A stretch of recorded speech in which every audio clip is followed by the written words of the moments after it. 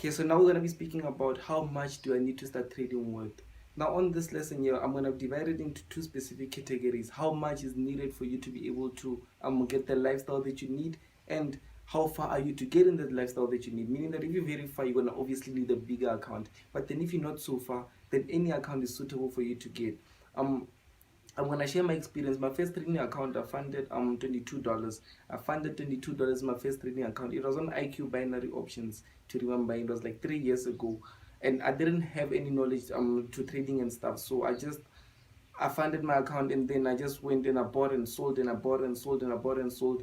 Eventually, on the first day, yes, I took that account from $22 to, I think it was 32 or 33, something like that. But then on the next day, I blew it. That's how fast it happened. I blew, and then it was back to zero. Then one of my friends introduced me to MetaTrader 4, and I was like, very excited on the fact that if you buy and the price goes up, like you can get more money instead of on IQ options. It's just gonna be a fixed amount. I was like, no, I'm interested in this. I went and funded my trading account with like 33, no, $35, $35. And then obviously I didn't go far with that. I blew it eventually.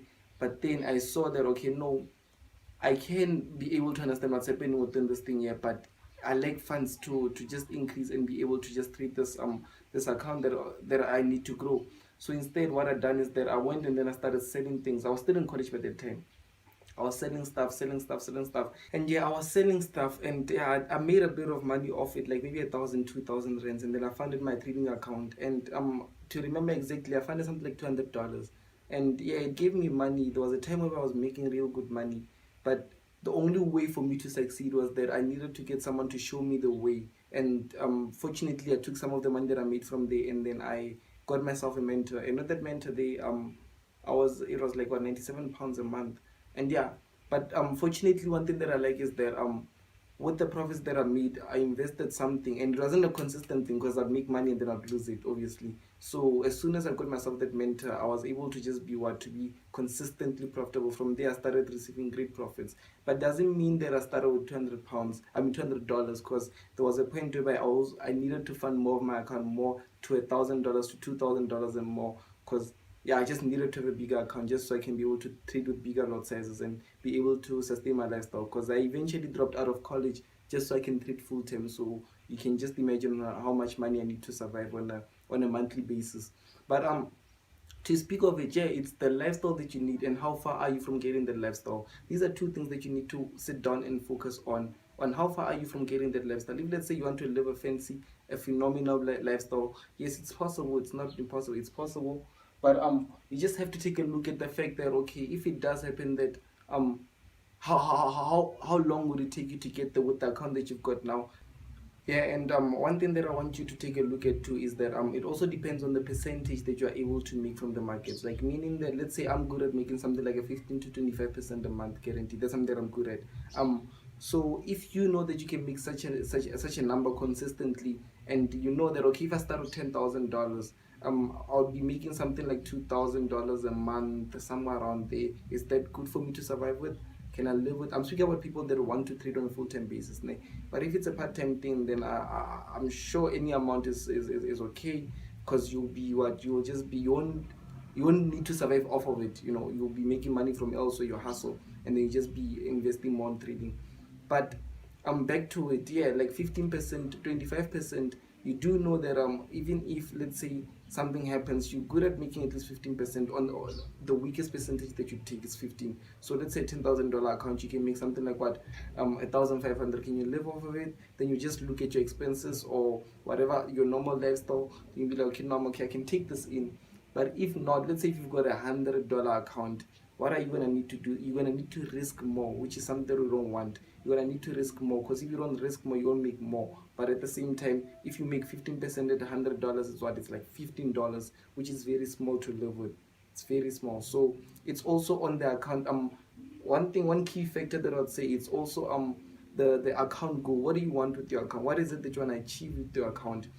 So yeah, one of the key factors is the account goal. What is it that you want to achieve with the account? Meaning that if you're taking a look at clothes, if your goal is to let's say buy a lot of clothes with the account, then obviously you can have any amount. Let's say $100, $200. A month you're gonna make, let's say $50. You're gonna buy these specific clothes. That's understandable. But when it's much more deeper than that, like let's say when you're looking at improving your family standards, when you're looking at things like moving your family from where they are to a next level, when you're speaking of things such as let's say getting yourself a house, a car, all these nice things, then you're gonna need a bigger account, something like at least a minimum of $1,000 to all up, like let's say what I would personally say is that at least $10,000. But then yeah, so something like $1,000 would be a very basic amount, and let's say, like I said in the premium group, the members, they can start with something like $50 to $100, and they grow that amount to exponential amounts.